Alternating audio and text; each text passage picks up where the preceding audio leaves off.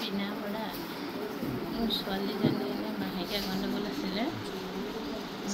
গণ্ডগোল আছিলে নহয় তাত 3 মাহৰ মূৰত 4 মাহৰ মূৰত হয়। এবাৰ বাইদেউক ক'লোঁ মই বাইদেউ আইতাৰ ওচৰত মই দৰৱ বিচাৰি গৈছিলোঁ। আইতাই ক'লে যে এনেকৈ বাইৰ লগত খাবা, এনে প্ৰভুৰ ওচৰত গ'লে ভাল হ'ব গ'ল।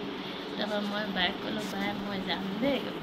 বায়ে ক'লে মোক ল'ৰাকেইটা হৈ গোটেই ঘৰ হৈ কেনে কিবা অৰিহণাত আগবঢ়াই থাকক।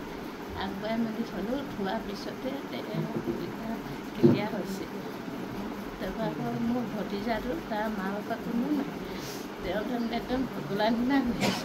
শিকলি 4-5টা আছে, শিকলি ছিঙি কৈছে মই ঘৰটো লৈ আহিছোঁ। লৈ আহোঁতে মোক কৈছে খুৰী কি আনিছোঁ কাৰণে মোক যিমানে দেখে সিমানে পলায়। তাৰপৰা ভনীয়েকৰ বেগটো দিলোঁ, তই লচোন গৈছোঁ। তেতিয়া ভনীয়েকৰ ওচৰলৈ আকৌ দৌৰ মাৰে, ভনীয়েকৰ ওচৰৰ পৰা দৌৰি দৌৰি পলাই গুচি যায়।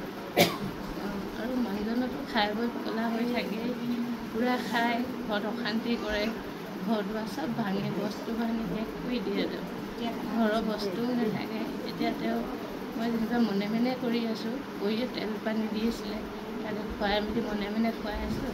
খুৱাই থকাৰ পিছতো তাৰমানে অলপমান কমিছে আৰু। আপোনাৰ নামটো?